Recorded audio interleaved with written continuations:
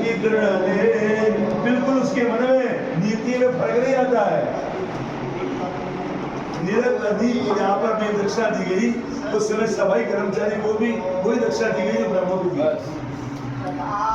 निरत नीति दृढ़ है, तेदर प्राण समान मम, जिनके जय बल प्रेम से प्यार करेगा वो संसार में खूब आनंद लेगा।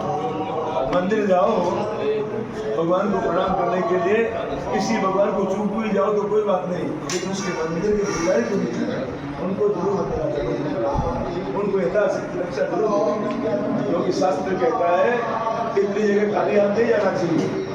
मंदिर में, डॉक्टर के पास में, ज्योतिषी के पास में अपने से पूछिए। बड़े जैसे यहाँ से आप जा रहे हो घर पर, बड़े माता पिता घर पे हो तो उनके लिए कुछ न कुछ लेके जाना, तो हाथ लगाना हो दे दो। चलो साहब निर्णय वरना